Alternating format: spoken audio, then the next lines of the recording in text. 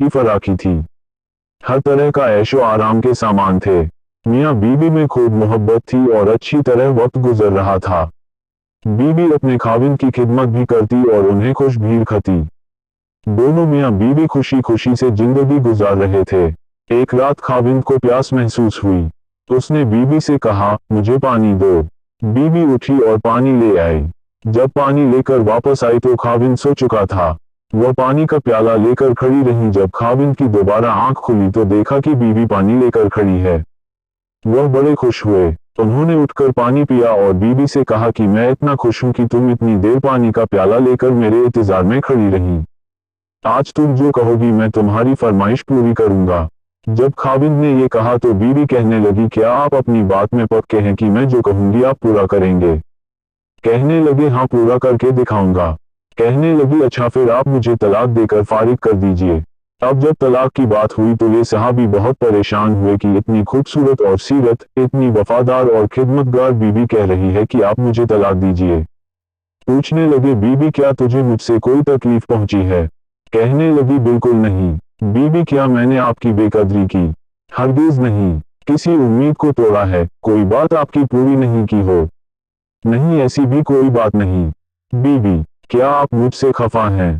कहने लगी, हरगिज नहीं। तो फिर मुझसे तलाक क्यों चाहती हो? क्या तुम मुझे पसंद नहीं करती हो? कहने लगी, ये बात भी नहीं।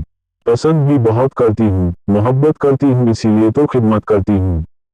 आपने कहा था कि मैं आपकी बात को पूरा करूंगा, लिहाजा आप मुझे तलाक देकर फारिग कर दीजिए। वह सहाबी परेशान है कि कॉल भी दे बैठे। कहने लगे, अच्छा सुबह होगी तो हम नबी सल्लल्लाहु अलैहि वसल्लम की खिदमत में जाएंगे और आपसे जाकर फैसला करवा लेंगे। वह कहने लगी, बहुत अच्छा। लिहाजा मियाँ बीवी दोनों रात को सो गए। सुबह हुई तो बीवी कहने लगी, चलो जल्दी चलते हैं।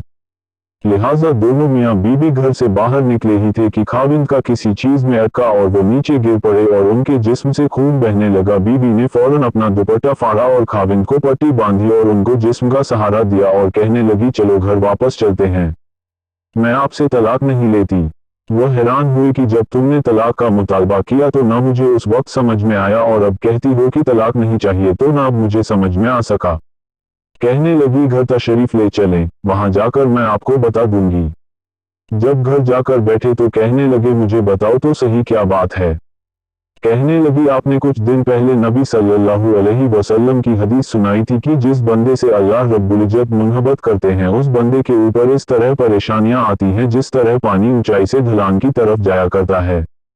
मैंने नबी अलैहिस्सलातु वस्सलाम का फरमान सुना तो मैं दिल में सोचती रही कि मैंने अपने घर में कोई परेशानी नहीं देखी, कोई गम नहीं देखा, कोई मुसीबत नहीं देखी। तो मेरे दिल में ख्याल आया कि मेरे आका की बात सच्ची है।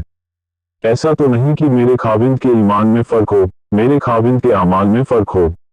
मेरे खाविंद से अगर परवरदिगार को मोहब्बत नहीं तो मैं उस बंदे की क्या खिदमत करूंगी? इसलिए जब आपने कहा कि मैं तुम्हारी बात पूरी करूंगा तो मैंने कहा कि मैं इस बंदे से तलाक चाहती हूँ जिससे मेरे परवरदिगार मोहब्बत नहीं करते। फिर जब हम हुजूर सल्लल्लाहु अलैहि वसल्लम की खिदमत में इल्म हासिल करने जा रहे थे, ये अल्लाह का रास्ता था, आप गिरे और खून निकला तो मैं फौरन समझ गई कि अल्लाह के रास्ते का गम पहुंचा, मुसीबत पहुंची, तकलीफ पहुंची। यकीनन अल्लाह तौला को आपसे प्यार है और अल्लाह तौला ने आपको अपनी नाराजगी की वजह से खुशियां नहीं दी हुई बल्कि अल्लाह तौला को आपसे मोहब्बत है। अब मुझे तलाक लेने की कोई जरूरत नहीं, इसलिए मैं सारी जिंदगी आपकी खादिमा बनकर आपकी खिदमत किया करूंगी। सुभान अल्लाह। इस्लाम से पहले औरतों की जिंदगी कैसी थी?